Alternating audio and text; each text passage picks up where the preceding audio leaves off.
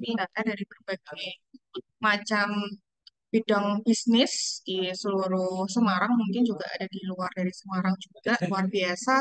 Dari tahun 2022 sampai saat ini, pesertanya sudah mencapai 996, bahkan sudah banyak yang mengantri di angka 1000 ya, Pak Admin Ngopisik. Jadi di usia yang mungkin baru terbilang sangat muda, kita sudah bisa mencapai di angka peserta yang luar biasa, yang tidak disangka-sangka ya. Jadi udah hampir mau 1000 peserta, dan kita kemarin juga habis punya acara di catering ya, catering 2 yang dihadiri oleh Bapak Kepala Dinas Kota Semarang dan Kepala BPJS Kota Semarang juga. Oke, sebetulnya apa sih yang akan kita bahas pada malam hari ini mengenai HR compliance? Sebetulnya itu adalah aspek-aspek yang dimana HR compliance itu kan nantinya harus ya, harus mandatory, wajib ada di suatu perusahaan. Jadi nanti Mas Imam, narasumber kita malam hari ini akan sharing dengan kita berbagai ilmu, dan kemungkinan Bapak Ibu juga mungkin ada yang bisa berbagi ilmu juga dengan kita malam hari ini.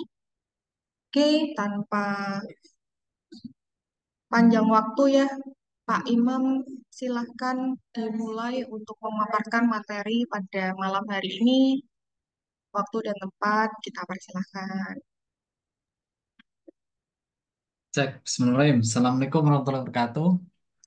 Waalaikumsalam warahmatullahi wabarakatuh. Waalaikumsalam warahmatullahi wabarakatuh. Jelaskah suara saya?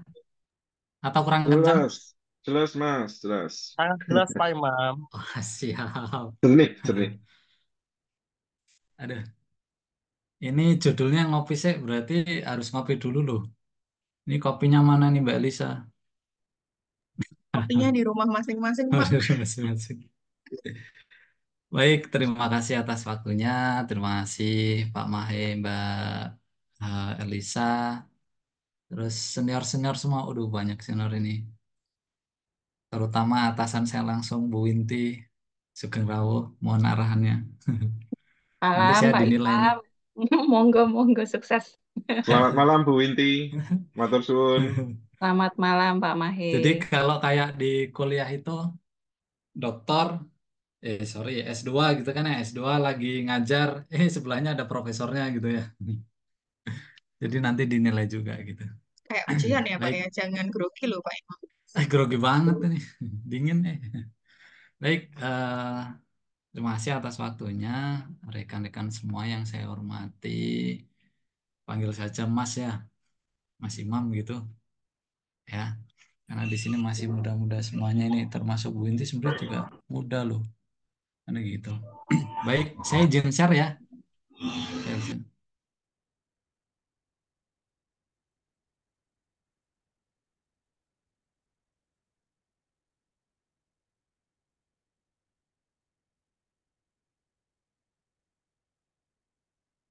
Kelihatan? Terlihat jelas Mas Imam, mantap. Alhamdulillah. Baik, Bismillah. Malam ini kita judulnya sharing sebenarnya, bukan terus kemudian kita seperti saat ini ya, saat kita sering diundang ya sama Kemenaker di Senaker gitu ya. Oh, kita ada pembicara di depan, bukan yang seperti itu ya. Kita sharing gitu kan ya. Judulnya saja ngopi, ngobrol gitu kan ya. Jadi di sini kita TikTokan saja. Nah, seperti itu. Nah, sebelum lanjut, mungkin bisa kita luruskan bersama yang mungkin join secara terpaksa mungkin apa gitu kan ya. Dipaksa teman-temannya mungkin, atau mungkin penasaran atau yang lain, nah gitu, atau siap menguji saya. Oh. Nah, ini apapun itu tujuannya, mari kita luruskan niat dulu bersama-sama. eh Bagi yang muslim ya, nah bagi yang muslim kita berdoa bersama. Bismillahirrahmanirrahim. Berarti itu benar bersama Islam mati mati bersama. Rabbi zidni ilma warzuqni fahma. Amin. Ya.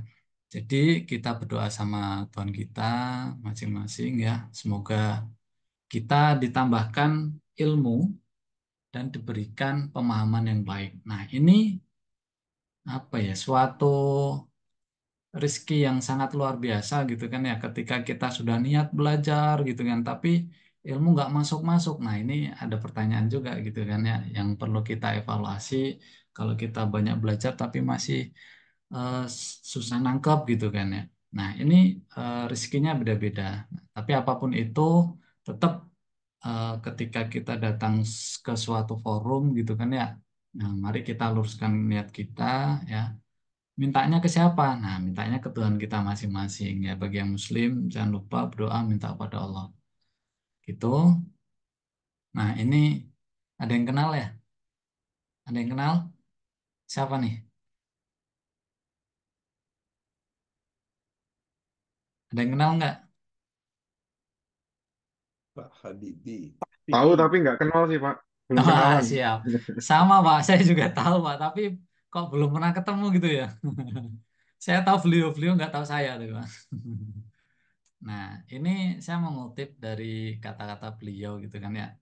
Kalau bukan bangsa ini, ya anak bangsa ini yang membangun bangsanya, ya siapa lagi? Nah, makanya kita yang penerus bangsa ini yang ya minimal kita memikirkan lah kira-kira bangsa ini mau kita apakan, kan seperti itu. Tentunya dengan bidangnya kita masing-masing. Ya nggak perlu semuanya harus ke gedung parlemen, kan juga nggak perlu misalnya kan begitu. Lewat ngopi sik juga termasuk membangun ya, gitu ya Pak Maya. Iya, Pak. Oke, nah ini disclaimer dulu ini sebelum lanjut. Nah, ini ajangnya adalah ajang sharing nih. Jadi bukan menggurui gitu kan ya, bukan menggurui rekan-rekan, tapi tujuannya saling sharing gitu kan, pengetahuan yang ada dan praktek-praktek yang sudah dilakukan seperti itu. Jadi nanti kalau misalnya dari teman-teman semuanya dulur Ngobisik ini ada yang mau sharing gitu kan ya, pengetahuan atau praktek lainnya, silahkan dengan sangat senang hati. Terus kemudian yang kedua, dipersilakan juga jika ingin memberikan masukan koreksi ya. Nah, ini penting, perlu dicatat dulur-dulur semuanya. Jika ada pertanyaan atau mau ada yang lain yang mau disaringkan, langsung saja izin Pak, diputus saja tidak apa-apa. Jadi nggak usah nunggu sampai apa ya terakhir gitu. Nanti malah lupa ya. Jadi langsung saja. Terus kemudian, nah ya, jadi disela saja rekan-rekan ya. Jangan jangan apa istilahnya, jangan sungkan gitu. Pak, nanti kalau ada yang nggak bisa jawab, nanti saya minta tolong Pak Mahe, Bu Inti, Mas Randy ya untuk jawab gitu kan. Nah, safety induction ini penting karena termasuk ke mindset ya. Nah, jadi kalau kita membahas terkait compliance, maka ketika training ini ya safety induction itu harus disampaikan juga. Jadi setiap teman-teman nanti ngasih training ya dimanapun tempatnya, jangan lupa menyampaikan safety induction. Nah, seperti kemarin kita ada kegiatan di Hotel Stone ya. Nah, itu boleh minta ke hotelnya, pihak hotel untuk menyampaikan safety induction bahwa kita berada di lokasi lantai berapa, jika ada yang hal yang tidak diinginkan, nanti harus bagaimana. Nah, itu contohnya. Terus kemudian kalau kita sedang online, Pak, kan kita online, Pak. Ada juga, gitu kan. Jangan terus kemudian safety induction itu harus eh, yang di gedung saja gitu kan ya, atau di bertemu bareng gitu di hotel enggak.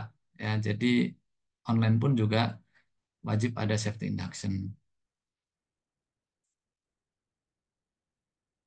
Nah, yang pertama, nah ini pastikan duduk dengan nyaman di lokasi yang tepat. Ya, jadi teman-teman kalau misalnya eh, apa di rumahnya gitu kan ya, ternyata rumahnya depannya pinggir jalan, ya jangan di pinggir jalannya gitu kan, apalagi di tengah jalan. Nah, nanti lagi fokus lihat malah eh, dicium sama mobil. Lah ini kan yang perlu diperhatikan. Ya silakan duduk dengan nyaman, kalau perlu sebelahnya ada kopi gitu kan ya. Kalau misalnya di outdoor ya, silakan kalau mau sambil apa ngerokok gitu kan, silakan saja, dibuat nyaman saja ya. Itu. Yang penting ngerokoknya jangan di tempat umum ya, ntar kena pasal gitu. Terus kemudian yang kedua, pastikan tersedia minuman yang menyehatkan di dekat Anda, jangan sampai dehidrasi. Nah, ini penting teman-teman ya. Eh, jangan lupa sediakan minuman dan jangan lupa perhatikan kanan kiri gitu kan ya. Jangan sampai nanti ada botol yang berbahaya. Contoh, karena ini terjadi ya teman-teman ya. Eh, lagi nonton TV gitu kan ya. Waktu itu manajer production saya gitu kan ya. Lagi nonton TV, sebelahnya ada botol diminum, ternyata obat nyamuk kan gitu kan. Waktu itu Hita atau apa, beliau cerita paginya gitu kan. Langsung di logok, terus kemudian bisa muntah, dia ke dokter, eh, ternyata dicek sama dokter ya untung sudah dimuntahkan seperti itu. Jadi hal-hal yang sepele seperti ini perlu diperhatikan rekan-rekan ya. Itu. Terus kemudian yang ketiga, jika akan ke toilet langsung saja ya, jangan ditahan. Nah ini termasuk safety nih, penting nih ya. Nggak perlu juga terus kemudian Pak izin Pak saya mau ke toilet gitu kan, kecuali sedang uji K3 atau KNK. Nah itu kan yang langsung dimonitor sama kementerian, nah itu harus izin. Tapi kalau ini nggak perlu, langsung aja ke toilet nggak apa-apa. Gitu. Terus kemudian, nah ini empat, pastikan ingat jalan keluar. Nah, siapa tahu rumahnya itu 10 lantai. Nah, siapa tahu kan ya. Lupa posisi keluarnya di mana ya kalau terjadi sesuatu. Nah, atau mungkin sedang di tempat lain atau di parkiran mall lah, misalnya mampir gitu kan ya. Nah, pastikan ingat jalan keluarnya ya. Jangan nyasar nanti. Itu. Terus kemudian jika mata Anda capek, berhentilah pandangi layar. Kok, aduh, mata saya capek nih, seharian sudah kerja di depan komputer gitu ya, atau mandangin las atau apapun itu ya, atau sedang belajar ya, capek, udah lihat aja kanan kiri gitu kan, depan yang jauh gitu. Ini untuk biar mata tetap sehat. Nah, harapannya jika tidak ada hal yang urgent, mohon kepada rekan-rekan bisa on cam. Jadi nanti bisa sambil sapa gitu ya, lihat, oh teman-teman gue kelihatan gitu. Nah, gitu ya. Silakan kalau memang tidak ada hal yang urgent, silakan on cam. Jadi ketika kita pelatihan entah itu AK3U ataupun KNK, nah ini teman-teman wajib on kan kayak gitu. Nah, ini kalau ini untuk apa ya, seduluran, biar lihat, saling kenal, lah ini lebih baik bisa di-on-kan kameranya. Tuh, selanjutnya kemarin temanya ada beberapa ya teman-teman yang diajukan ya. Kemudian teman-teman kemarin ada yang memilih, nah ini terjun dunia HR itu mulai dari mana? Ini cukup banyak ya 13 gitu kan ya. Walaupun waktu itu tersalib dengan sisi compliance seorang HR. Tapi nggak apa-apa rekan-rekan, nanti untuk rekan-rekan yang baru di HR gitu kan ya seperti saya, nanti nggak apa-apa belajar bareng kok gitu ya. Jadi nggak usah berpikir seorang HR gitu kan ya seperti di atas awan, kelihatannya banyak banget gitu kan ya. Nggak gitu kan ya. Sedikit kok, kerjaan HR itu sedikit. Ya, lanjut. Izin perkenalan diri ya sebelum lanjut ya. Oke. Nah, ini foto saya ya yang saya pajang juga. Ini foto waktu itu saya sedang bekerja sebagai buruh ya. Saya buruh buruh di pabrik pakan ikan ya. Nah, ini waktu itu sedang syuting laptop si Unyil. Ya, jadi nggak usah sungkan ya rekan-rekan bahwa saya sebenarnya juga sama seperti rekan-rekan yang menjadi buruh. Nah, jadi saya kerja sejak SD, SMP, saya juga sudah kerja, mulai ternak kambing, jaga toko, gitu kan ya. Terus kemudian lanjut kuli bangunan, tukang kebun, jaga malam. Ya alhamdulillah tidak pernah diliatin yang aneh-aneh gitu kan ya, jin-jin gitu kan ya. Nggak pernah menampakkan diri, alhamdulillah gitu. Nah, hanya orang-orang yang lewat saja yang melihat bahwa di situ banyak jin. Tapi alhamdulillah saya nggak diperlihatkan gitu kan ya, bersyukur ya. Terus kemudian, nah di sini titik mencoba untuk eh, apa ya, merubah diri. Sebelumnya saya kerja full dengan fisik. Coba deh saya tak belajar gitu kan ya, kerja sebagai admin tata usaha. Ya di sini berawal gitu kan ya, kerja disuruh sana sini gitu, fotokopi, ngetikin ya, terus kemudian apa gitu ya, buatin kopi dan lain-lain, it's no problem ya. Nah, karena apa? Karena dari situ kita belajar gitu kan ya. Ternyata yang dulu kita lakukan itu nggak jauh beda ketika kita sudah bekerja di perusahaan yang besar ya.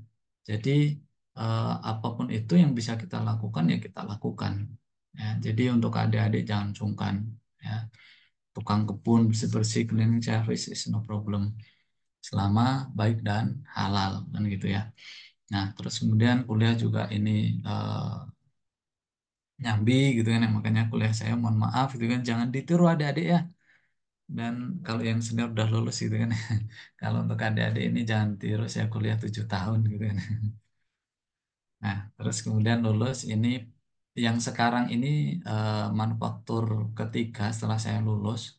Jadi waktu lulus saya sudah alhamdulillah di retail ya sebagai supervisor HR, terus kemudian nah di sini saya belajar gitu kan. Di sini saya jurusan perikanan, namun di sini ketika memang minat kita ada di bidang SDM, maka jangan sungkan untuk masuk. Nah, di sini kemudian saya masuk dengan bekal organisasi yang sebelumnya dimiliki gitu kan ya,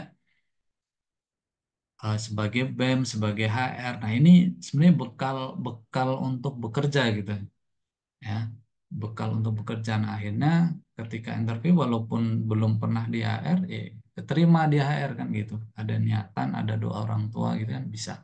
Nah di situ belajar, terus kemudian pindah ke pabrik dua ya karena tutup gitu kan ya. Nah di sini belajar nih awalnya HR sama umum gitu kan ya.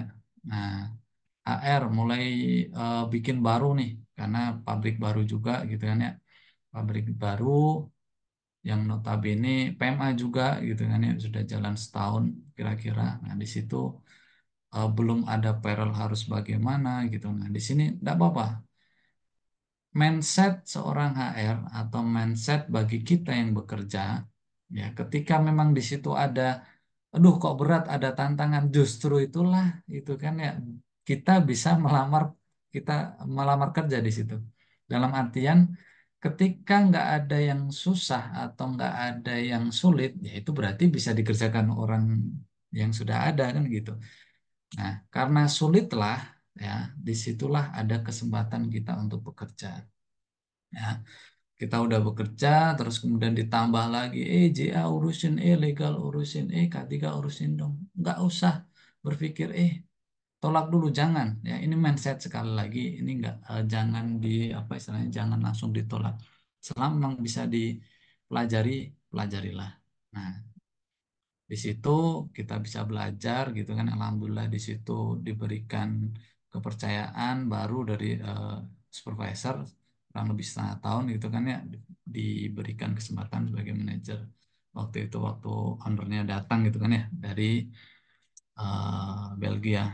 Kemudian pindah lagi ke garmen yang lebih besar, belajar yang lebih besar lagi. Nah di sini nggak jauh-jauh lagi rekan-rekan ya, oh ngurusin garmen, ngurusin serikat pekerja, ini belajar dari sebelumnya. Sebelumnya saya sudah apa, sudah pernah nih misal dulu rekan-rekan yang pernah di organisasi, saya pernah demo gitu kan ya. Nah sekarang ngurusin orang demo misalnya. Nah, ini banyak hal yang rekan-rekan perjalanan-perjalanan ini nanti yang merubah mindset kita ya. Sekali lagi, kenapa kok saya membahas banyak mindset gitu kan ya? Ya, ini nanti akan nyambung rekan-rekan semuanya terkait dengan tema kita malam ini.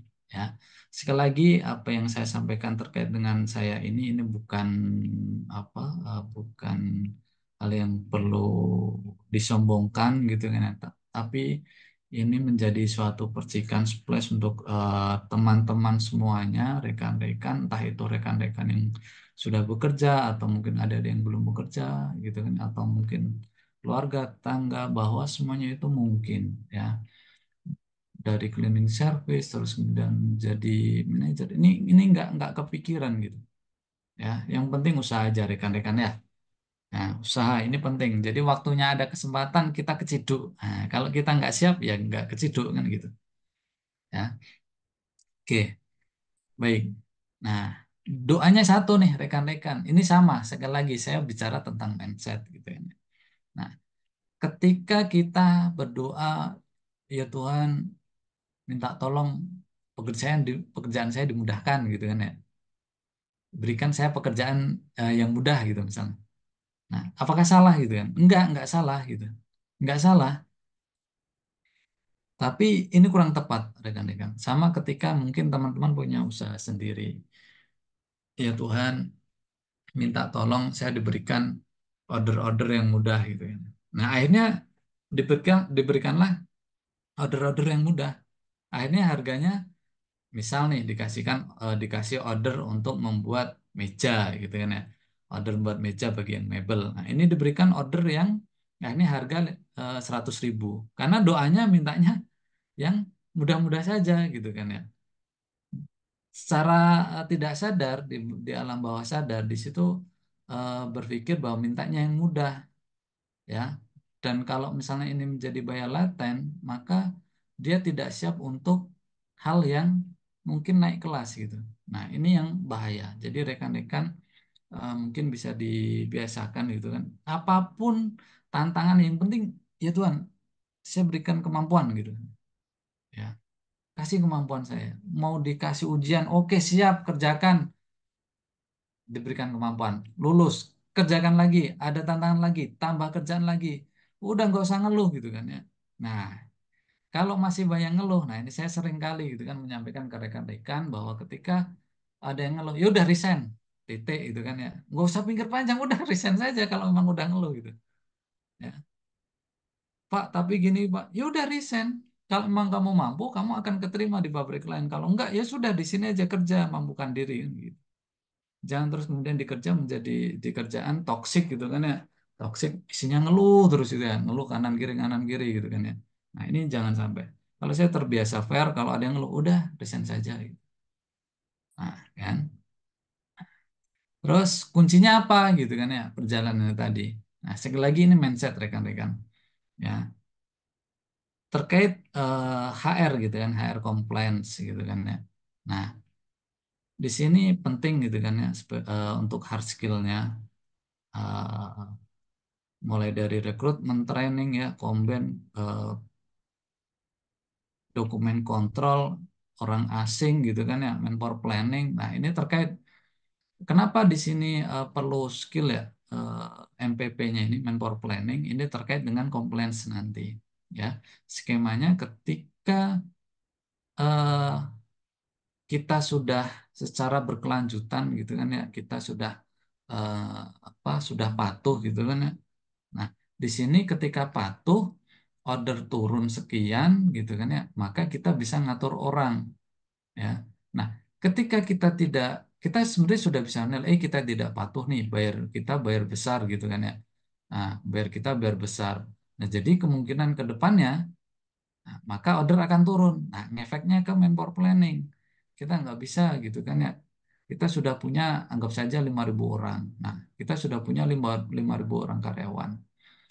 Ketika tahun depan kita tidak patuh, terus kemudian diaudit sama buyer kita, anggap saja ada 2-3 buyer di sana, satu hilang gitu kan. Kita mau nggak mau harus mengurangi orang karena order berkurang. Kan, seperti itu. Ya.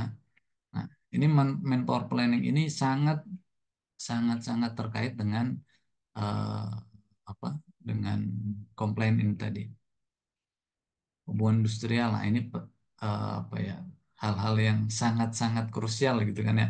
Kalau kita membedah hubungan industrial sendiri, wah ini sangat-sangat luas gitu kan. Makanya eh, dari hubungan industrial ini muncullah ngopi sik. Nah, seputar sik ya, ngopi sik seputar informasi ketenagakerjaan. Nah, banyak yang dibahas di sana tentang hubungan industrial. Kalau misalnya nama nanti PKWT gimana, kalau harian lepas gimana ya. Nah, terus kemudian BPJS. Jangan sungkan kawan-kawan ketika di sini ngurus, aduh kok yang kecil-kecil diurus itu yang mulai dari rekrutmen gitu kan, ngurusin orang banyak. Terus kemudian training juga ngurus misalnya ya. Terus kemudian payrollnya saya juga harus ngurus. Oh, absennya ini kan yang detail-detail gimana. BPJS juga harus ngurus. Enggak apa-apa. Ini apa ya? Ini perlu kita pahami semuanya. Jadi ketika kita berpikir secara global kepatuhan, nah ini semuanya masuk, rekan-rekan. Jadi nggak bisa saya mau hanya fokus sebagai di Komben saja gitu kan. Ini nggak bisa sebagai HR compliance ya itu. Kecuali memang ada satu perusahaan yang siapa tahu rekan-rekan pengen fokusnya ke expat nih, saya hanya di rekrutmen saja gitu kan ya. Ya silahkan gitu kan. Itu pilihan ya. Nah, tapi malam ini kita membahasnya terkait dengan HR compliance kan seperti itu. Nah, terus kemudian people development, organization development. Nah, ini sangat terkait juga. Siapa tahu ada tambahan juga nih, walaupun HR gitu kan ya punya kemampuan GE, nggak harus secara penuh tentang GE, tapi minimal gambarannya bisa lah, legal gitu kan, apalagi HR ya. Legal ini juga terkait juga gitu kan dengan HR compliance ya. K3 udah pasti, ya minimal mindsetnya mengikuti lah, walaupun seorang HR mengikuti mindset K3 seperti tadi gitu kan ya. Kita seorang HR, kita sedang ngisi training gitu kan ya, training rutin misalnya, tapi kita mengabaikan aspek K3, akhirnya nggak ada safety induction. Nah ini kan nggak tepat juga kan kayak gitu ya. Terus kemudian tidak kalah penting ya, justru ini yang pertama sebelum muncul hard skill ya, yakni soft skill, rekan-rekan semuanya, etika, integritas, ketahanan, komunikasi, kelola emosi ya, dan mau belajar ya. Nah, sekali lagi terkait dengan compliance ini sama kok mindsetnya. Ketika dari satu buyer atau beberapa buyer menyampaikan, mereka kadang punya kode etik sendiri-sendiri ya, punya kode etik sendiri-sendiri. Nah, di sana akhirnya kita selalu belajar gitu kan ya. Nah, sama kan? Nah, intinya di sini harus belajar. Jangan salah, di sini kita gitu kan yang sudah bekerja di HR gitu kan ya, di pabrik besar ini, ketika ada program baru lagi dari buyer gitu kan ya, ya kita belajar lagi gitu. Jadi tidak ada hentinya untuk belajar. Program baru, keterlusuran misalnya, ya kita harus ikut, ya kita harus belajar. Terus kemudian, nah jadi mau belajar ini muncullah hard skill sebenarnya. Jadi mindsetnya jangan terbalik. Saya harus bisa hard skill dulu nih, ya bukan. Gitu. Jadi hard skill itu sebenarnya efek dari soft skill rekan-rekan. Ya, ketika teman-teman berpikirnya gitu kan ya, udah semuanya akan indah saat waktunya, pada waktunya gitu kan. Nah, tapi sambil tidur ya sama aja kan gitu ya. Nah, jadi ketika teman-teman mau belajar, udah semuanya ini bareng kelihatan, semuanya bisa dipelajari, sama dengan air komplain semua bisa dipelajari kok gitu. Sampai sini ada yang ditanyakan atau mau di-sharingkan sebelum lanjut lagi? Jangan sungkan untuk ini ya, untuk langsung di stop gitu kan, izin atau langsung disela itu silakan, tidak apa-apa gitu kan, jangan sungkan ya, jangan sungkan dengan semuanya.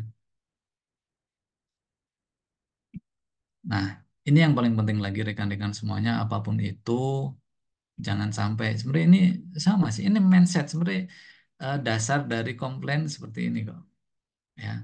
Nah, ini satu poin yang saya harap rekan-rekan jangan sampai ada benih-benih ini ya. ini sangat-sangat bahaya, banyak laten banget. Ya, jangan sampai sombong. Ya, kita yang sering berdoa, ya Allah, hindarkan kami dari kesombongan. Ya, itu setiap hari terucap gitu kan ya. Ya, itu aja kadang masih ada benih-benih secara tidak sadar muncul. Nah, ini yang bahaya. Harus setiap hari kita evaluasi, jangan sampai ada sombong. Kenapa? Nah, kenapa? Di sini rekan-rekan ada yang tahu kenapa sombong itu bahaya laten? Ada yang bisa bantu jelasin rekan-rekan? Ada nggak rekan-rekan? Silakan, nggak usah malu. Ah, ini termasuk lah, ini termasuk soft skill ya. Termasuk soft skill yang ketika seperti ini udah dengan ringan. Padahal saya pengen tanya, terbatas di mulut, mau ngeklik unmute gitu kan ya. Waduh, kok berat banget gitu. Nah, ini soft skill yang apa yang perlu dilatih juga gitu. Ya, silakan. Kenapa? Kenapa sombong itu jadi bahaya laten rekan-rekan? Bayar kasih ini dong, kasih order banyak. Udah, saya udah pasti komplain. Oh, udah sombong duluan. Oh, buyer yang lebih besar datang, ternyata banyak rate-nya, kan gitu, banyak nilai merahnya, gitu. Udah sombong duluan, gitu. Ya. Nah, jadi rekan-rekannya kenapa sombong, sombong itu nggak boleh ya. Mas Saya, Imam, saya mau itu tanya, ada yang gimana? komen tuh, ada yang komen di kolom chat itu Mbak Pamela Beatrice Putri. Saya Ketika sombong akan sombong, susah untuk menerima nah, masukan. Yes, bener banget ini. Nah itu, jadi kayak apa gelas gitu kan ya, gelasnya tutupnya nggak dibuka ya. Sombong udahlah, saya udah enak kok, udah isinya udah ada susu, udah ada kopinya, padahal di sini kita sediain apa ya, es teh gitu misalnya ya. Udah sombong duluan, enggak, tetap ditutup gelasnya, akhirnya nggak bisa. Betul ya. Oke, jadi sombong ini ya, ini sudah ada sejak dulu ya. Kenapa iblis itu tidak ini gitu kan ya. Iblis iblis itu lebih beriman kok daripada kita kok. Dia tahu dia ketemu Tuhan gitu kan ya. Ya. Tapi kenapa masuk neraka? Ya sudah, cuma satu ini kesalahan dia, sombong gitu aja. Ya. Nah, maka hati-hati. Jadi kalau ada yang sombong berarti sama dengan nah itu tadi ya.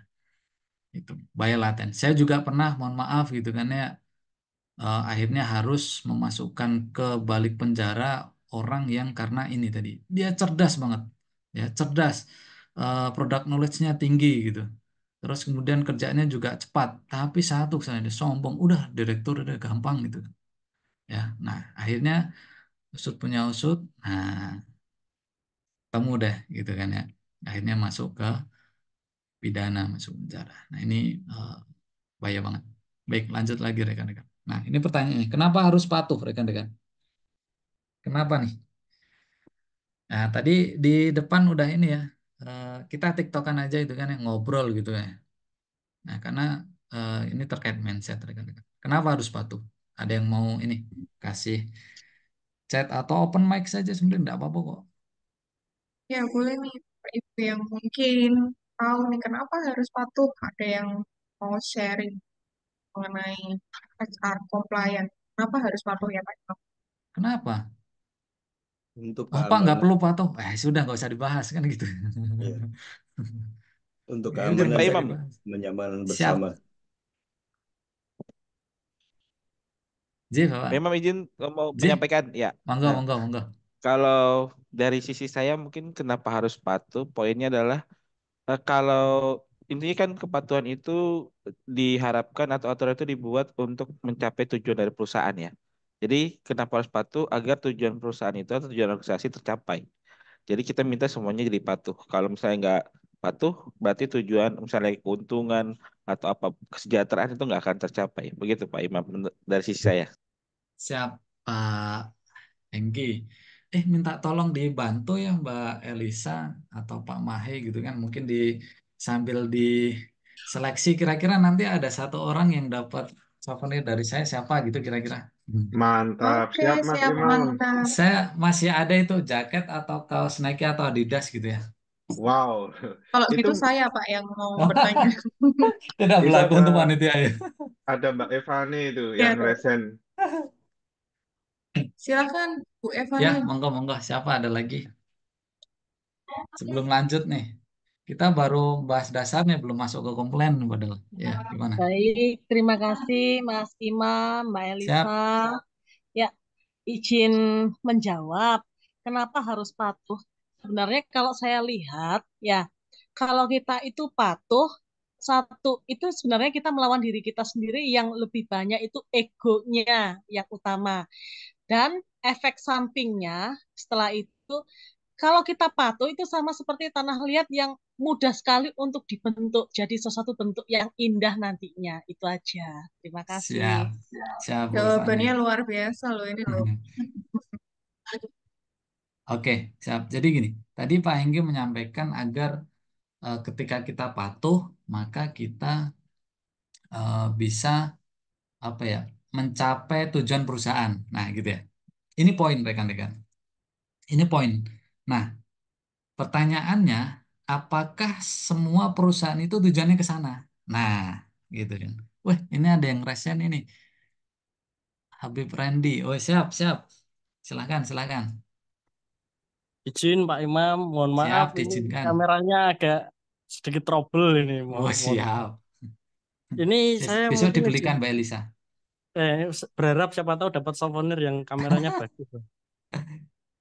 Oke, Boleh, boleh. izin menjawab Prof Imam. Mungkin kalau menurut saya, kenapa harus patuh? Mungkin lebih ke arah apa ya? Ke untuk menjaga legalitas atau mungkin lebih ke menghindari risiko hukum sih sebetulnya. Agar mungkin lingkungan kerja itu bisa sehat seperti itu. Prof Imam, mohon izin kalau salah, Prof Imam. Terima kasih. Siap. Oke ya. Sekali lagi balik ke mindset, nggak ada yang salah, nggak ada benar di sini. Belajar gitu ya. Jangan sungkan. Oke, baik. Prinsip di sini lingkungan legal ya. Oke.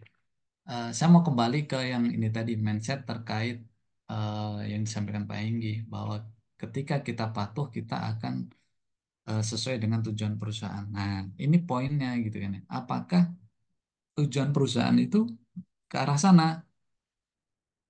Nah, nah ini yang mungkin teman-teman eh, punya banyak jawaban, atau mungkin ada yang nah ini enggak Pak.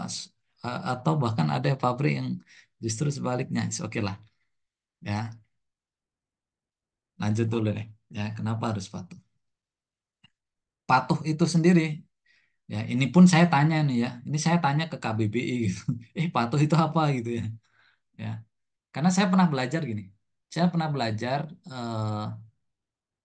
bareng, terus kemudian disampaikan oleh dokter yang ngisi gitu kan ya, dosen juga ya, dokter ngisi, beliau analisanya bagus, mesinnya bagus gitu kan ya, terkait waktu itu kita belajar pengolahan data ya, rapid miner. Nah, di situ disampaikan prinsip, di sini saya sampaikan ada 9 prinsip gitu kan ya.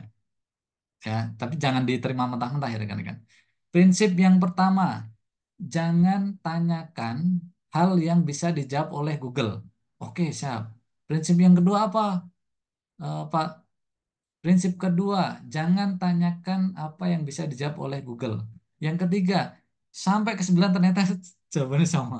Jadi artinya maksudnya gini, bahwa di dunia yang sekarang itu kan secara Google kita bisa belajar sangat-sangat banyak gitu kan ya. Termasuk kayak gini, kita nggak tahu, kalau dulu punya kamus harus buka satu, ini tinggal ketika klik patuh apa KBBI muncul misal. Ini sekali lagi mindset rekan-rekan. Jadi eh, terkait dengan compliance, kepatuhan itu pun juga suruh suruh baca ini maunya bayar gimana gitu kan, maunya pemerintah gimana, maunya bos gimana. Nah, ini kita baca. Nah, terkait dengan patuh, ini menurut ya, nurut. Nah, kalau Jawanya nurut gitu kan ya. Patuh, taat. Nah, suka nurut. Jadi dibilangin makan, makan gitu kan. Ya, disiplin. Jam 8 masuk, masuk. Gambarannya ke arah sana. Kalau kepatuhan itu sendiri berarti sifat patuh kan gitu. Paham ya sampai sini ya rekan-rekan. Ini KBBI yang bilang nih. Nah, terus kemudian, nah saya tanya lagi nih sama Mbah Google gitu kan ya, analisa pustaka gitu kan. Nah, di sini ada nih satu orang yang saya nggak kenal gitu kan. Cuma dia banyak disatir ya. Nah, namanya itu Cialdini dan Martin. Ini banyak disatir di hampir semua penelitian terkait dengan kepatuhan, ya. Nah, entah itu dia dia dokter ya, dia dosen di sana atau mungkin dia ahlinya di sana gitu kan di Arizona State University. Ini banyak yang disatir. Sekali lagi saya nggak punya bukunya, saya nggak nggak pernah ketemu sama orangnya juga gitu kan. Tapi saya analisa ketika ini disatir oleh banyak peneliti ya, oleh muncul di banyak jurnal. Ya. Oke. Di sini prinsip kepatuhan ada 6. Yang pertama pertemanan. Jadi kalau misalnya kita temen nih udah suka sama suka, lu bilang, ngopi, ngopi gitu kan ya. Nah, ini gambarannya ke arah sana.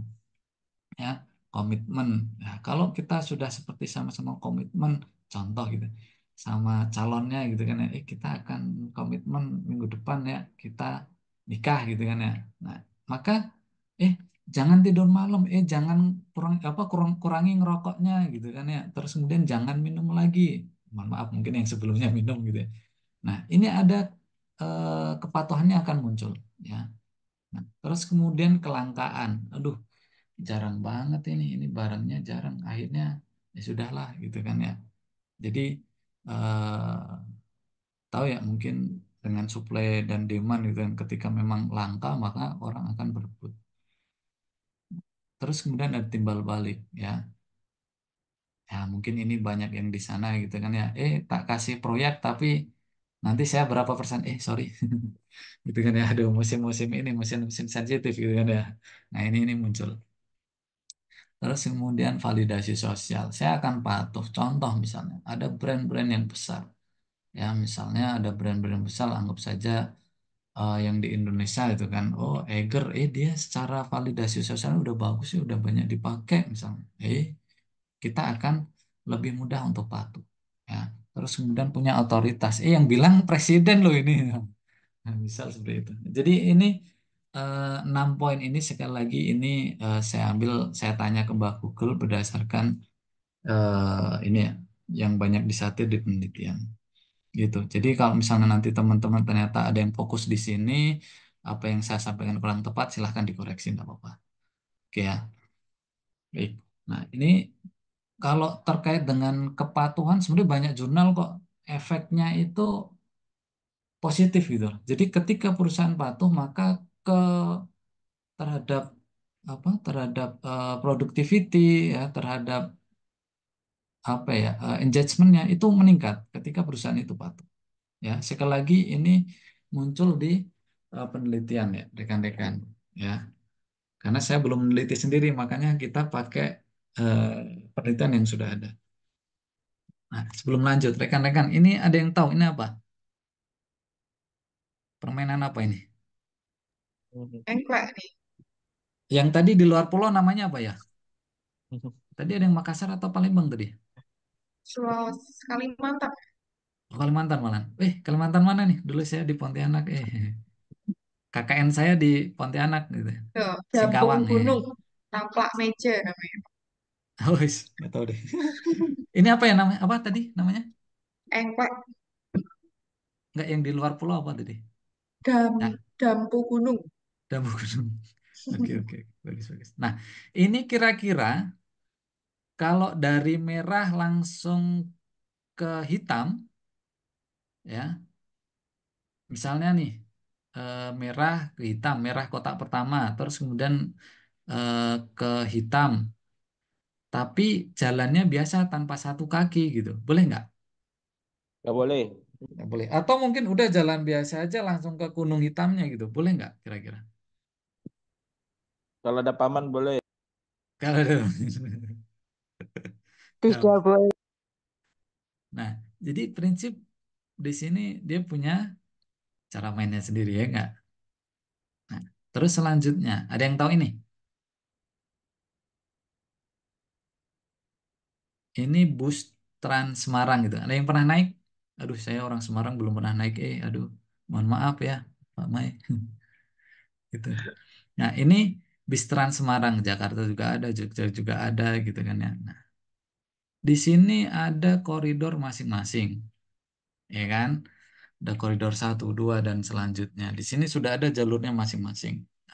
Kalau satu melewati kedua, ya pasti nanti akan disemprit sama pengelola bisnya, kan gitu. Dan pasti untuk yang nunggu di koridor 1, dia kok nggak ketemu-ketemu ya? Bisnya mana gitu? Ternyata dia lewat koridor 2 kan kayak gitu. Nah, ini yang mindset tadi engklek dia punya cara main. Terus kemudian bis ini ada koridornya sendiri. Nah, terus ini yang ketiga nih. Nah, ada yang tahu ini jalan apa? Jualan jajanan, Prof. Jajanan. Somai. Somai, somai. Siomay. Coba praktekkan. Kalau mau beli gimana? Gimana? Bawa uang, Prof. Dengan logatnya masing-masing. Kalau mau beli gimana coba? Tumbes. Wah, ini nih. Siapa tadi? Le, tunggu le. Tumbas Pak D. Le, beli le. Gitu kan ya. Om, beli om. Gitu ya. Om, beli om. Oke. Nah, panggillah. Kita datang gitu kan. Om, saya cuma beli tahu kuning sama somenya saja. Terus pakainya kecap saja. Nah, terus sama omnya gitu kan ya, entah itu dia sedang banyak masalah di rumah tangga atau apa gitu kan ya. Nah, akhirnya yang dimasukkan kol, tahu putih gitu kan, terus kemudian dikasih sambal kacang gitu. Kira-kira kita bisa terima nggak? Kita terima nggak? Udah dibungkus nih, dikasihkan ke kita. Padahal tadi pesennya siomay sama tahu kuningnya aja sama kecap gitu kan. Tapi isinya malah yang dibungkus kol sama siomay ya, dan ada sambelnya gitu. Nah, kira-kira kita terima nggak? Terima kasihan. Ya, Kalau Terima. dikasihnya banyak, Kasihan. terima, Prof. Kalau dikasihnya banyak, terima, Prof. kasihan gitu kan ya. Terima aja itu bonus tuh. Bonus ya, oke. Bisa pesan lagi yang benar. Oke, oke, ya terima aja gitu kan. Tapi sorry, saya uangnya juga ketukar gitu kan ya. Adanya Rp500 gitu. Oke, ya. Jadi kenapa kok tadi saya sampaikan tadi ya bahwa intinya mulai dari tadi ada engklek atau Sundamanda gitu kan ya, bahwa di sana punya aturan main. Terus kemudian bus Trans Semarang, Jakarta, Surabaya, Jogja itu juga punya koridor masing-masing ya. Bahkan ketika Some pun dia punya aturan main untuk jualin sesuai dengan pembelinya. Nah, ini mindset sekali lagi rekan-rekan. Nah, ini aturan main itu penting. Contoh misalnya, kira-kira aturan main eh, di pabrik saya sama di jenengan kira-kira sama nggak? Ada yang sama, ada yang beda. Oke, kita suruh nyari celah kan kayak gitu. Ya, nggak apa-apa gitu kan. Ikutin dulu maunya seperti apa. Tapi prinsip nih, prinsip teman-teman bergen dulu gitu kan. Sampaikan dulu. Siapa tahu mereka nggak tahu. Nah ini siapa tahu karena ada case mereka dari pimpinan entah asing atau lokal mereka nggak tahu nyuruh aja gitu kan ya. Jangan terus kemudian, wih Pak ini salah ini." Nggak juga gitu kan. Kasih edukasi dulu ya. Tugas HR adalah mengedukasi pimpinan juga gitu. Kalau masih tetap nggak mau, udah laksanakan, tapi jangan pakai tangan kita gitu gitu. Bagaimana caranya? Nah, cari ini, cari. Entah yang send atau apa dia gitu kan. Jadi kalau ada apa dia yang kena. Ini kalau cari cara, nah, cari cara ininya, bukan cari cara untuk tadi ya yang salah-salah. Nah, kalau memang itu dirasa fatal, udah contoh ya, contoh misalnya, waktu apa ya, waktu imigrasi ya, kok imigrasi apa, izin orang asing waktu itu kan sempat tidak boleh mendatangkan. Sebenarnya ada celah, gitu kan, ada celah di imigrasi untuk mendatangkan. Tapi sampaikan, panjang lebar jelaskan, gitu kan, lisan maupun tertulis, sampaikan. Ini nanti lo resikonya, ini resikonya gimana, mau ambil ya oke gitu, tapi ada ACC-nya dia gitu. Ya itu sih kalau saya, kalau ada terus-terusan berarti itu sistemik, siap-siap untuk melompat gitu aja sih kalau saya gitu Pak. Ya, baik. Monggo Mbak Elisa dilanjut. ini saya Oke. mengingatkan Pak Imam, Mas Imam loh, ada door prize katanya tadi. Jaketnya Nike Adidas ini yang Monggo ditunggu-tunggu nanti ini. yang milih jenengan sama ini Oke, kita Mbak mungkin Elisa. ada beberapa ini ya supaya menarik juga ya. Kita sebenarnya ada pertanyaan nih. Jadi untuk teman-teman rekan-rekan semua, tadi kan Pak Imam mungkin sudah sampaikan di awal atau jelaskan mengenai hard skill dan soft skill seorang HR ya. Kalau menurut rekan-rekan praktisi HR ya mungkin ya, atau mungkin calon yang akan nantinya menjadi HR gitu, yang pengen menjadi HR. Menurut teman-teman atau rekan-rekan, dari soft skill atau hard skill yang tadi disampaikan sama Pak Imam, mana yang paling penting? Ya, Paling penting. apa? Ya, betul. Jadi Hard skill supaya nggak ini akan muncul kalau nggak ada soft skill, wis saya yakin wis. Contoh soft skill ada, mau belajar. Nah, kalau nggak mau eh, belajar nggak mungkin punya hard skill, wis nah, saya yakin. nih ada Bu Evana yang mau menjawab nih, Pak Imam nih. Silakan Bu. Dua-duanya penting, Mbak Elisa. Oke. Tapi ya, jadi gini, kalau menurut saya dua-duanya penting. Kita punya soft skill, tapi nggak punya hard skill. Nah, ini juga sedikit zong. Tapi, Ah, tapi kalau kita punya hard skill, tidak didampingi dengan soft skill, ini juga ada attitude dan budaya perusahaan nanti di situ, Mbak. siap. Jadi dua-duanya penting, tidak bisa ditinggalkan salah satu, dan ini harus berjalan beriringan. Terima kasih. Siap. Terima Terima kasih kasih, Bu. Bu Evana. Terima Nah, kasih Bu mungkin Ivana.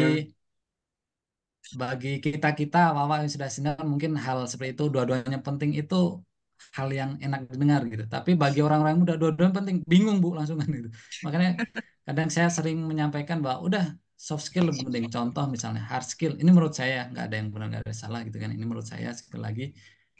Contoh dia punya soft skill, hard skill tapi dia nggak punya soft skill. Contoh. Nah artinya kalau dia karena ini kemungkinan kecil dia punya hard skill tapi soft skillnya nah tergantung sih soft skillnya apa gitu contoh misalnya eh, kalau dia kerjanya bagus gitu kan ya itu hasil dari soft skill yang mau belajar tapi attitude-nya jelek nah kan gitu kan nah ini nggak bagus ya nggak bagus tentunya gitu kan penting kan dua-duanya nah tapi kalau ada pertanyaan untuk anak muda gitu kan ya, untuk yang nyubi-nyubi seperti saya gitu, pasti saya jawab soft skill dulu deh, kuasai semuanya dulu, pasti nanti akan ngikut gitu.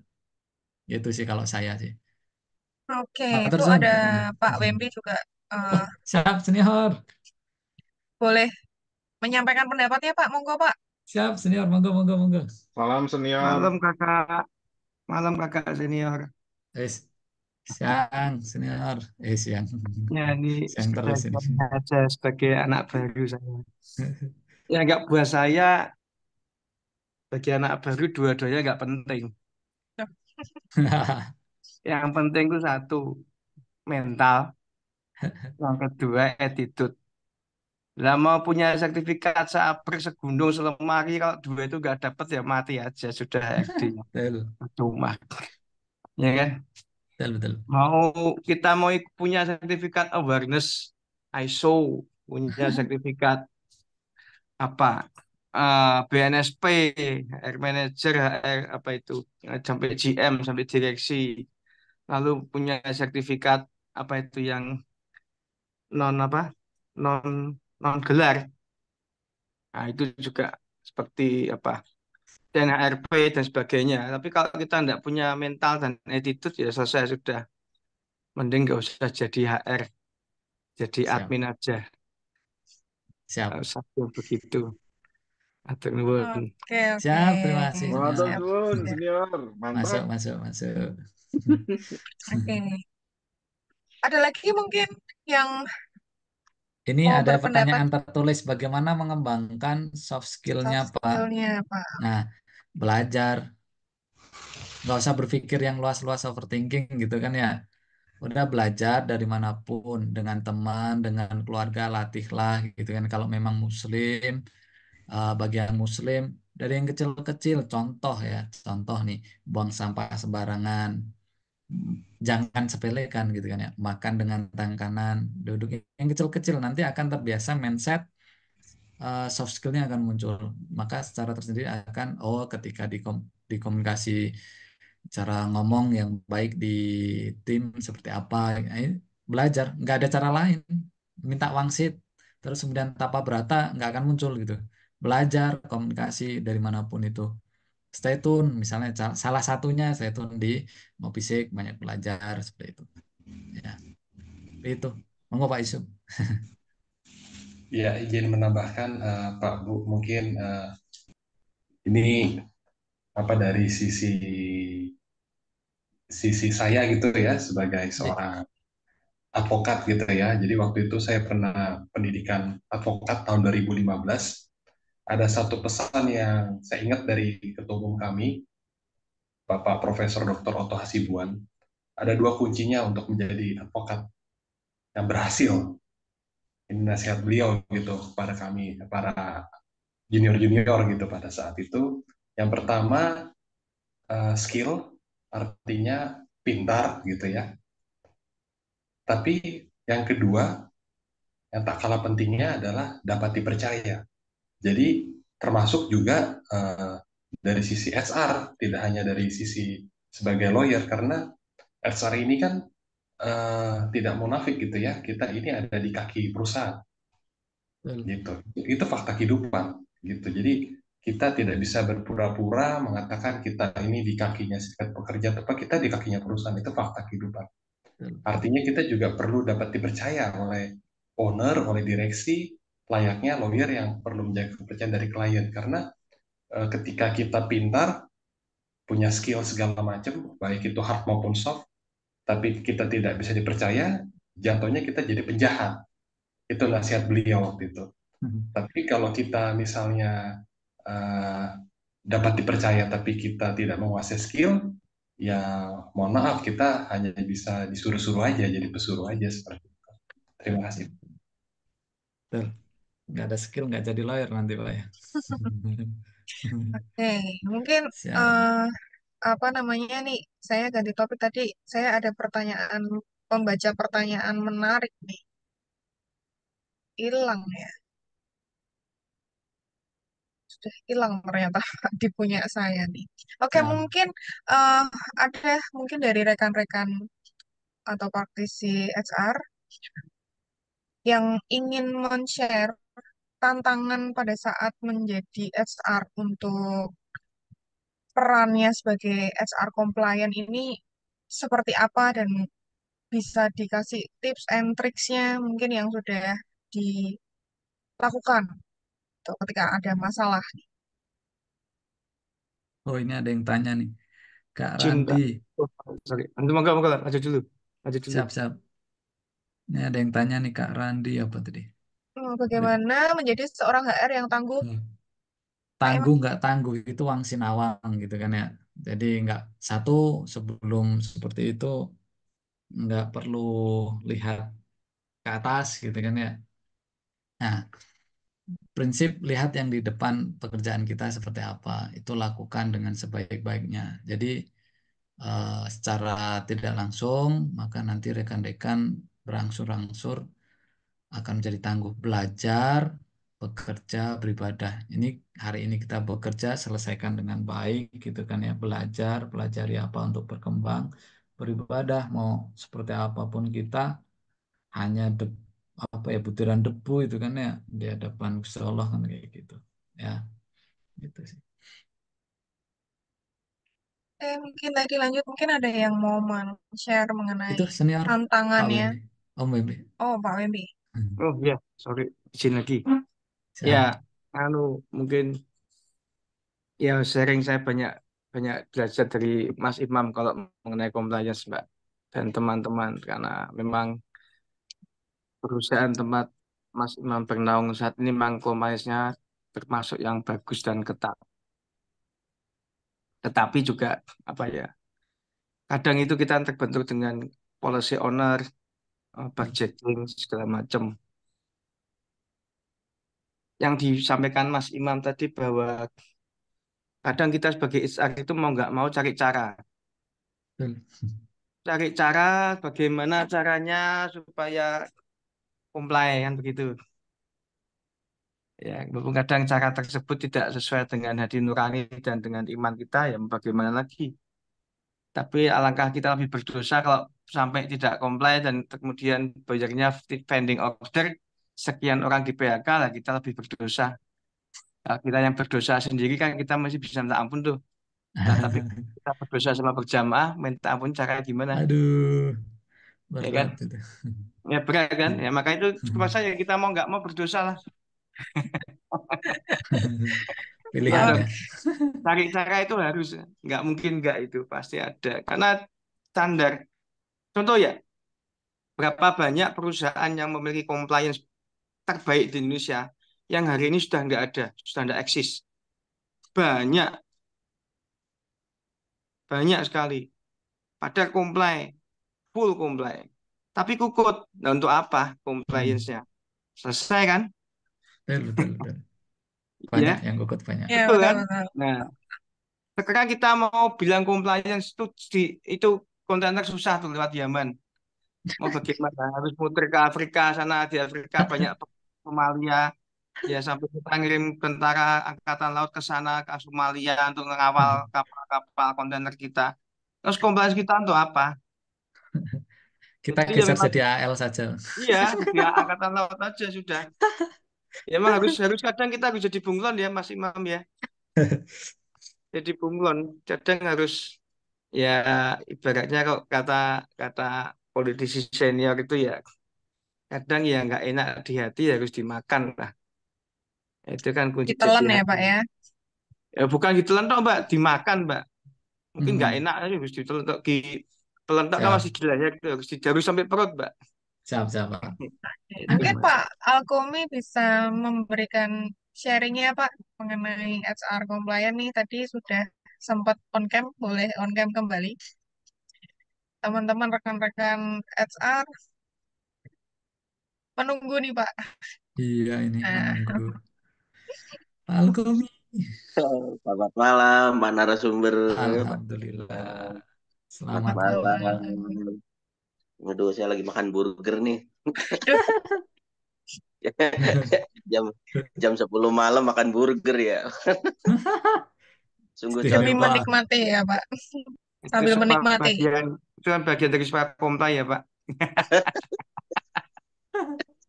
Ya, jadi terima kasih kesempatannya yang diberikan. Saya apresiasi dulu untuk teman-teman Ngopi Sik ya, karena kemarin juga teman saya diberikan kesempatan untuk menjelaskan mengenai WLKP kemarin di Hotel Aston ya, kalau nggak salah ya, di acara Ngopi Sik itu. Lalu yang kedua mengenai compliance. Saya memang kalau dengan Pak WMP itu kebetulan kita pernah ketemu juga ya Pak ya di Hotel Kala kalau nggak salah ya, Hotel Kala Senja atau Ya, apa yang acara itu, kita ngobrol-ngobrol itu ya di saat server sebelah lah. iya. Itu memang eh, pandangan-pandangan dari Pak WMP itu menurut saya challenging ya. Jadi memang menjadi seorang HR compliance itu memang suatu tantangan tersendiri. Cuman kalau saya eh, bisa berpendapat, walaupun saya tidak pernah ya berkecimpung di dunia HR, saya hanya menjadi pengawal bagi para pejuang HR compliance di perusahaan agar apa yang bisa kita bantu dari sisi pemerintah. Hanya saja yang saya lihat memang kepatuhan itu memang image ya. Kalau menurut saya kepatuhan itu image kita. eh Kembali lagi kepada ada orang yang disiplin seperti yang dikatakan Pak Imam tadi, ada orang yang disiplin, lalu ada orang yang sembrono dan seterusnya. Ini kan image gitu. Artinya orang tidak akan mendalami kita sejauh itu. Perusahaan buyer itu nggak akan mau mendalami kita sejauh itu. Ini siapa owner siapa? Ya dia tinggal cari aja reputasi perusahaannya seperti apa, reputasi HR-nya seperti apa. Contoh pengawas ketenagakerjaan, saya baru pindah di Jawa Tengah ini baru Juli 2022. Tapi ada pengawas ketenagakerjaan yang bertahun-tahun menjadi pengawas ketenagakerjaan di Jawa Tengah itu sampai sekarang nggak punya networking, nggak punya yang namanya jaringan kerja, lalu bagaimana eh, menyampaikan hal-hal yang baik gitu. Saya bukan menganggap saya pengawas ketenagakerjaan yang baik, bukan. Artinya ada suatu effort yang saya lakukan dan juga itu berimpact ketika saya pindah di Jawa Tengah. Apa itu? Yaitu ketika saya di Kementerian Ketenagakerjaan banyak kerja-kerja yang kita lakukan di sana, termasuk juga cipta kerja itu juga mungkin darahnya itu ada di tangan saya juga cipta kerja itu ya. Jadi saya ya berlumuran itu. Untungnya cipta kerjanya sudah dicabut ya 11 2020. Adapun yang Undang-Undang 6 2023-nya kan saya nggak ikut nyusun lagi gitu ya. Gitu. Artinya kembali lagi ke bahasa compliance. Kalau tadi ada yang berpandangan soft skill, hard skill, lalu apa? Ada yang berpandangan dua-duanya penting. Menurut saya kembali lagi kepada kebutuhan perusahaan. Perusahaan itu kan punya nilai-nilai. Nilai-nilainya itu yang kita lihat sebagai HR itu Pak, perlu kita jeli melihat itu. Memang kalau yang dikatakan Pak Wemi tadi realistis sekali. Memang kenyataannya seperti itu ya Pak ya. Kalau untuk di lapangan memang Betul. kenyataannya seperti itu. Oh iya lah, Tapi sekarang saya beritahuan Mas, tuh saya itu ya, pengusaha itu kenyataan bayar sama disnaker takut mana, takut bayar mereka. takut bayar benar. Makanya nah, berkaitan dengan hal tersebut, maka menurut saya terkait dengan compliance ini dilihat lagi arah perusahaannya seperti apa, visinya apa, cocok nggak dengan kita. Kalau kata Pak Imam tadi, kalau nggak cocok ya udah mundur aja, gitu. Ngapain kita eh, kalau kata dosen di Unika ya waktu itu saya eh, mendengarkan kuliah arsiteknya, kalau kamu mampu, kalau kamu tidak mampu melawan arus ya nikmatin aja, ngambang aja sudah ngikutin aja harusnya. Tapi kan kita masing-masing punya nilai. Betul. Nah, itu menurut saya titik beratnya di situ. Nilai ke diri kita masing-masing. Ada yang tadi merasa berdosa tadi ya. Ada yang tadi. Tapi ada juga ukuran orang yang tidak merasa berdosa melakukan itu. Tapi ada juga orang yang merasa berdosa tapi tetap melakukan. Ya gitu. Kayak kayak seperti saya sekarang malam-malam ini walaupun saya sedang diet tapi makan burger. Sebenarnya saya tahu bahwa makan burger malam-malam ini kan kalorinya besar. Tapi tetap saya lakukan gitu kan. Karena sekali sekali Tanpa saya mungkin berdosa ya, dari Pak. iya gitu. Sebenarnya merasa Mbak Elisa berdosa pengen ini. gitu ya, tapi enak juga ya gitu kan.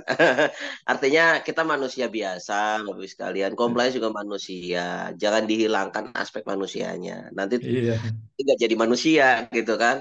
Tapi kembali lagi kepada compliance, kalau disambungkan juga dengan kompetensi, dengan soft skill, hard skill, artinya itu semua akan saling melengkapi. Saya rasa compliance ini tetap kita semangatnya tetap ada di compliance, eh, tetap optimis ya. Bagaimanapun kembali lagi kepada perkataan Pak Wemi tadi, paling ditakutin apa? Bayarnya ya. Kalau bayarnya bilang mintanya compliance ya compliance. Tapi kalau nggak mintanya compliance, karena kan kalau diajarkan di BWI ya, compliance itu kan hanya satu dari 4 bagian. Satu dari 4 bagian deal breaker gitu ya. Jadi masih ada 3 yang lainnya. Ada harga, ada delivery, ada macam-macam. Nah, Quality. maka kembali lagi eh, kalau memang 3 yang lainnya sudah oke, compliance belum oke, ya dikejar compliance-nya. Tapi kalau compliance tidak diminta, yang dikejar delivery dan price-nya, ya delivery dan price-nya dulu gitu. Jadi eh, hidup ini kan perlu keseimbangan juga. Jangan jangan terlalu apa namanya terlalu effort terhadap satu hal yang mungkin menurut kita itu baik tapi ternyata belum dibutuhkan gitu.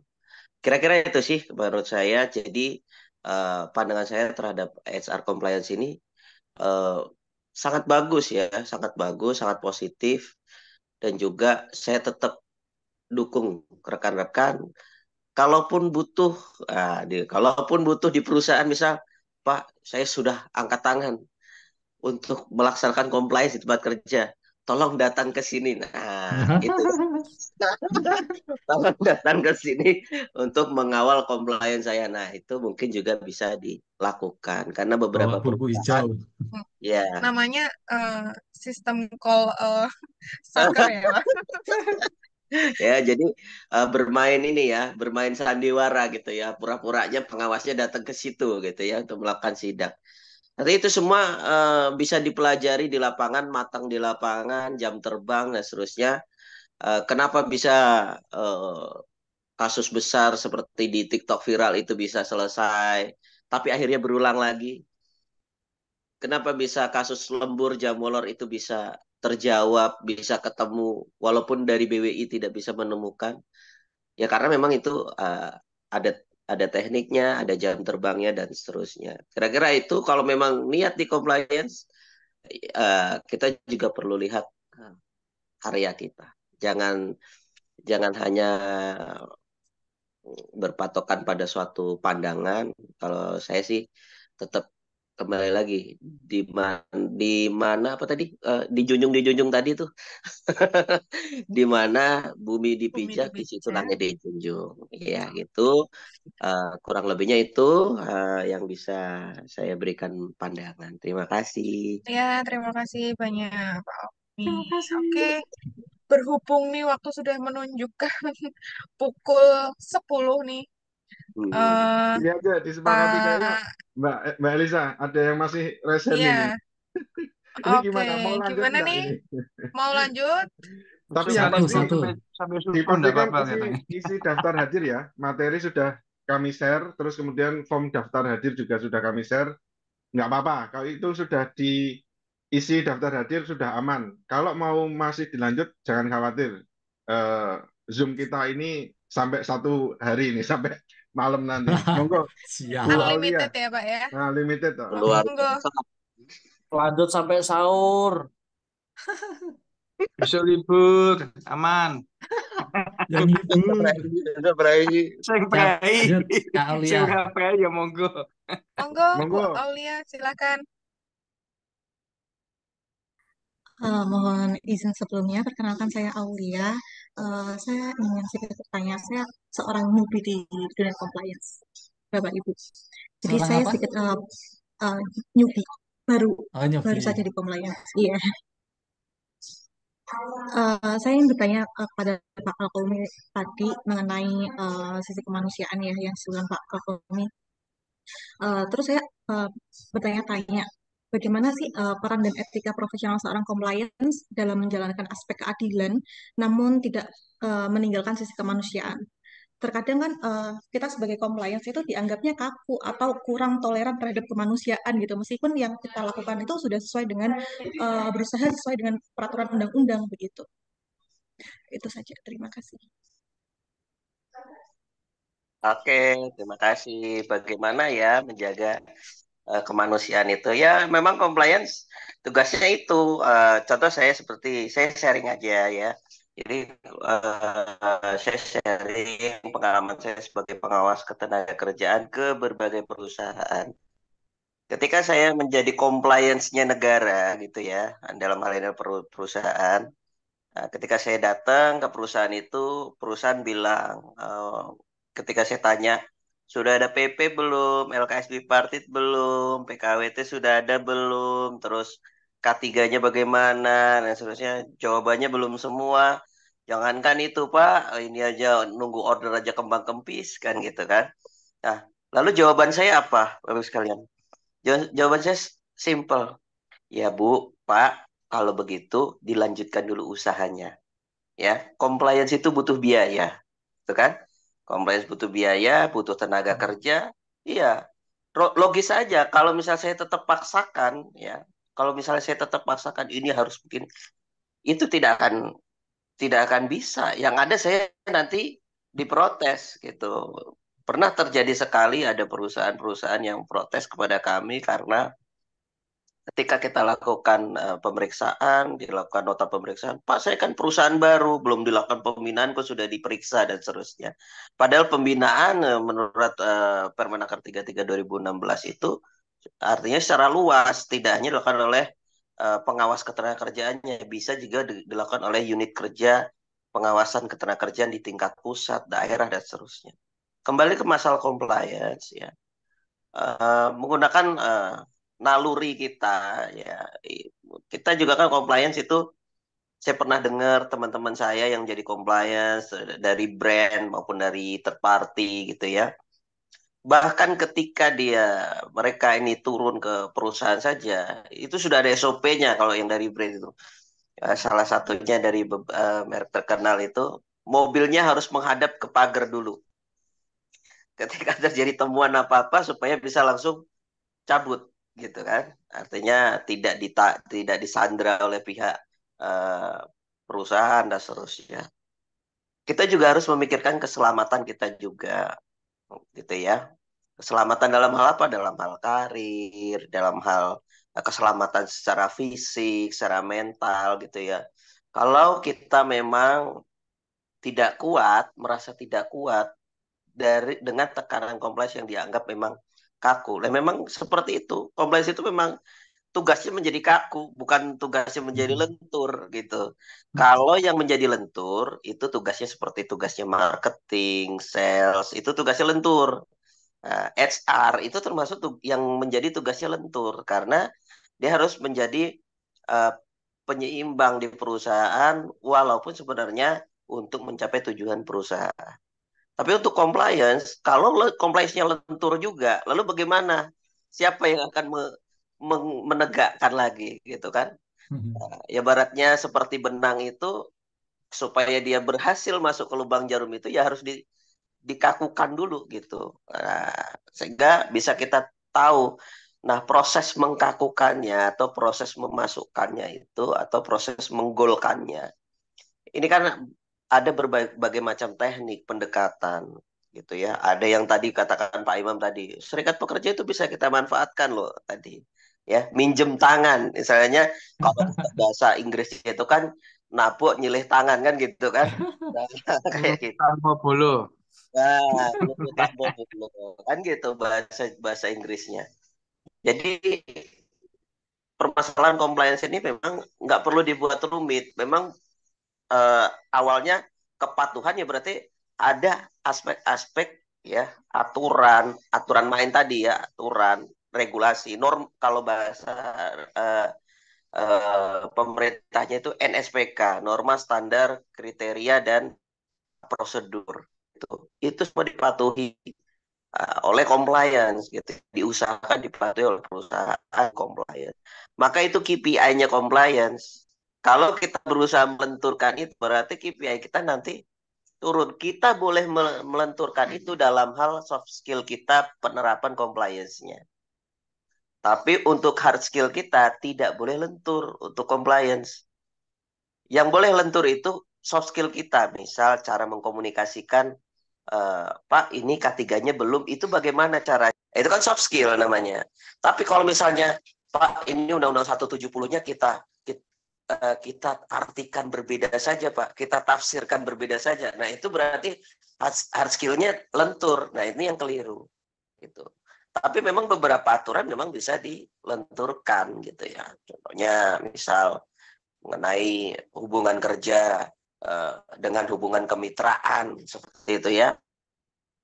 Nah ini kan beberapa perusahaan sudah mulai menggunakan. Misal untuk tenaga penjualan, ayo sudah kita berdasarkan hubungan kemitraan aja. Contoh yang paling besar, perusahaan-perusahaan besar itu seperti Gojek, Grab. Mereka menggunakan kemitraan. Nah itu memanfaatkan celah regulasi ya. Di mana kalau untuk hubungan kemitraan, selama dia dalam koridor kemitraan maka tidak perlu patuh dalam undang-undang ketenagakerjaan. Kan seperti itu. Nah, itu kan mencari celah namanya. Artinya melenturkan sesuatu yang seharusnya keras gitu. Tapi juga dari kacamata mungkin dari tadi ada lawyer tadi, yaitu memang secara lawyer diperbolehkan tapi dikembalikan lagi kepada hati nurani dan seterusnya gitu ya. Jadi proporsional dalam melaksanakan tugas. Ibaratnya apa ya? Eh, ilmunya kita pegang, tapi untuk menyampaikan ilmu itu pelan-pelan. Kalau kita mengutip ya, mohon izin karena saya dari agama Islam, ayatnya dilarang minum eh, arak atau dilarang minum minuman keras itu turunnya mm, nggak di awal-awal. Kalau itu turun di awal-awal Islam masuk, ya kan? Hmm. Itu pasti orang nggak pada mau masuk Islam Ya, karena ya. waktu itu, ya, karena waktu itu orang pada masih minum anggur gitu. Ini kalau ceritanya di sejarah Islam, gitu ya. Nah, kalau kita mengambil sejarah-sejarah itu kan kita bisa memahami bahwa yang namanya agama kan juga compliance juga itu. Tapi jangan diutak-atik agamanya, kan gitu. Yang kita utak-atik bagaimana kita, gimana ya caranya supaya saya bisa sholat 5 waktu, nah gitu. Itu yang kita utak-atik. Tapi jangan bisa nggak ya kalau sholat itu cuma 4 waktu, nah itu udah salah, gitu ya. Atau misal boleh nggak ya saya ke gerejanya eh, di hari apa gitu, Mil? Karena gereja kan biasanya saya tahunya kan hari Minggu gitu ya. Jadi Karena di prasmanan hari ini. Minggu saya, iya, karena saya hari Minggu harus pengennya jalan-jalan aja kan gitu. Nah, gitu ya. Jadi kembali lagi kepada kemampuan kita menggunakan akal kita untuk memilah mana yang bisa untuk dilenturkan dan mana yang memang kita harus tegakkan. Kurang lebih seperti itu. Siap, Terima siap, siap. kasih. Oke, terima kasih Pak Alfoni, terima kasih Mbak Ulia, Pak Mahen. Tadi karena kita punya 3 gift ya, berarti sudah ada Bu Evana, Pak Wimpi, dan ada Mbak Aulia juga. Nanti hadiah bisa diambil di Pak Mahen, yang satu mungkin bisa diambil di Mas Imam nanti ya, Mas Imam. Siapa nih? Hadiahnya Dipilih nih. dipilih nih, boleh, monggo. Dan Pak Mahem mungkin sebelum kita akhiri boleh sepatah dua patah kata, kemudian nanti dilanjutkan kita untuk foto bersama ya. Kita belum punya dokumentasi untuk foto bersama di webinar kali ini. Monggo Pak Mahe. Mbak Elisa, biar rekan Cih. ngopi ini tenang tidurnya, ini kita Hmm? tentukan saja. Jadi kita ada door Oke. prize untuk 2 penanya dari tim Ngopi Sik. Terus dari Mas Imam, itu gift-nya berapa Mas jumlahnya? Berapa? Satu. Ya, satu dari saya. Oh, satu dari Mas Imam. Berarti dari Mas Imam gift yang paling tinggi ya. Berarti untuk Siap. penanya dan partisipan yang aktif, untuk dari saya itu kita kasihkan ke siapa ya tadi ya? Dadadadadad. Eh, kalau saya Mbak Aulia deh. Saya, monggo Mbak Elisa. Satu lagi siapa Mbak? Tadi ada Bu Evana. Bu Evana, berarti 2 ya. Oke, Ya, terus sudah. yang hadiah paling tinggi nih dari Mas Imam nih, berupa jaket yang branded. Siap. Monggo, Mas Deng, Imam. deng, Siapa deng. nih? Diberikan ke saya gitu ya Pak. Siapa ya tadi? Eh, Monggo Pak. Kalau masih berarti rezeki ya ini ya. Berarti Pak Yusuf masih nggak tadi? Yang apa tadi Masih, yang? masih. Masih Pak, masih Pak. Wah, siap. Selamat Pak Nanti saya Yusuf. tak belajar jadi lawyer deh. Nan- Nanti bagi teman-teman yang tadi sudah mendapatkan gift bisa untuk WA admin Ngopisik ya di nomor 081390861918. Siap. Oke, Ditulis Mbak Lisa. ye, Ya, siap. nanti dihubungi. Nah, kayaknya diskusinya ini kalau mau kita lanjutkan itu sampai jam 12 kayaknya kurang ya. Karena bicara soal compliance ini kan terkait kepatuhan dari sisi perusahaan. HR ini hanyalah perpanjangan tangan dari perusahaan gitu ya. Kalau bicara hukum itu sifatnya kan mengatur dan memaksa. Jadi kalau yang bicara soal mengatur itu seperti tadi etika bisnis, terus kemudian hukum dagang kayak gitu kan, kode etik kayak gitu. Tapi kalau yang bersifat memaksa, ya seperti tadi Mas Imam bilang, pekerja anak di bawah 18 tahun itu dilarang, bunyinya di undang-undang seperti itu. Kemudian bicara soal pemberian upah atau gaji, dilarang pengusaha atau perusahaan itu membayar gaji di bawah upah minimum. Itu sudah jelas dan sudah ada sanksinya. Jadi, bagi teman-teman yang ingin meniti HR, ini pesannya buat teman-teman yang meniti HR ya, bukan yang sudah berjalan ya.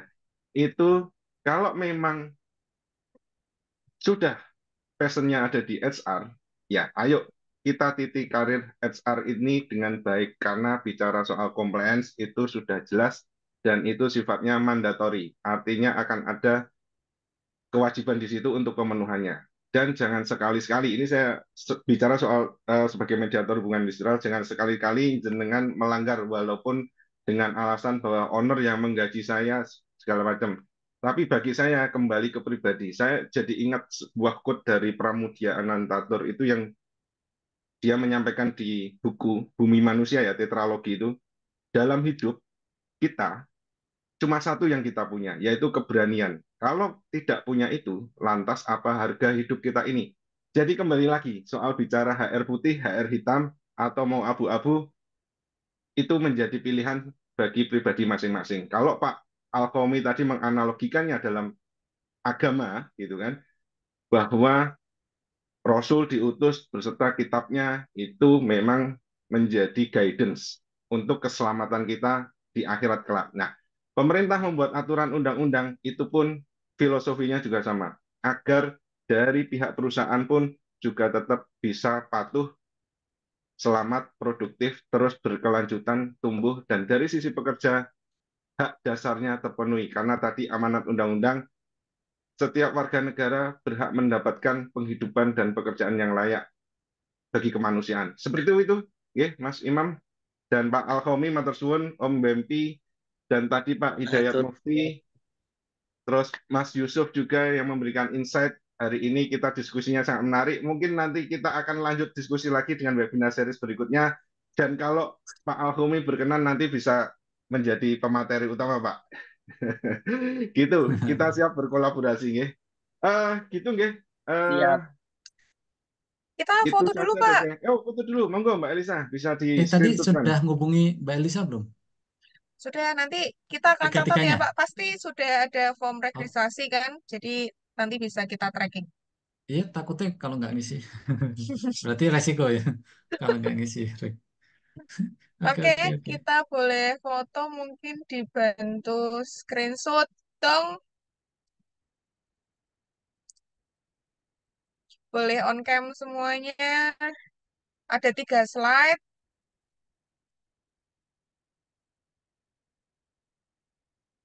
Kita mulai. Oke, di slide pertama 1, 2, 3 senyum. Ini nggak tahu ya yang di mana slide-nya ya. Yang penting kita senyum dulu sampai selesai. Oke, 1. Oke, tunggu.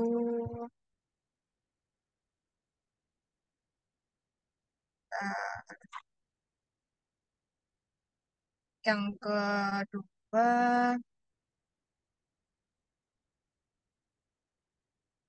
boleh on cam. Oke, 3. Baik. Sudah, Mbak Elisa? Cukup?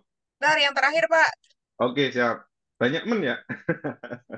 Oke, cukup. Sudah, Iya. cukup. Ada Sudah pantun nggak nih, Mbak Elisa? terdokumen. Gimana, Pak? Ada pantun nggak nih untuk closingnya ini? Kalau nggak, saya tak izinkan Duh, berpantun lah ya. boleh, Ya. Pak. Monggo lanjutkan pantunnya. Kesepian tanpa kekasih. Cukup, Cakep. cukup sekian dan Cakep. terima kasih. Matur suwun semuanya. Assalamualaikum warahmatullahi wabarakatuh. Ya, sampai bertemu di Waalaikumsalam webinar warahmatullahi seri wabarakatuh. selanjutnya, teman-teman, semua Terima rekan-rekan. Terima kasih. kasih Terima kasih. Terima banyak. kasih Terima semuanya. Kasih Bapak Ibu. Mas Randy, Pak Pak Alkomi, Joko, matur Mbak suwun Pak Aulia, Sehat Joko. selalu Mas semuanya. Rosikan, Ada Pak matur suwun Mas Direktur, Pak Rosikan, Joko, matur Bu suwun. Dwi, Pak Ya, Aulia Pak Mufti. Imam keren banget Pak Imam. Matur nuwun Pak Imam. Oh, ini arahannya Pak Joko. Saatnya ngopi nih. Mukanya nggak kelihatan. Webinar kali ini ya Takut Pak kalau terasa ini. terasa siraman rohaninya ya Mas Imam. Jadi ngopinya bukan lagi ngobrol pintar tapi ngopeni hati ini kali ini ya. Oh iya, Ngopi, ngopeni ngopeni hati. Ngopeni hati. iman. Ngopeni Iya, iman. Rojikan itu loh saya ngajari, Pak. Iku Mas Imam neng kampungnya nganu mudin kok Pak Mahen. Waduh. Siap. Auranya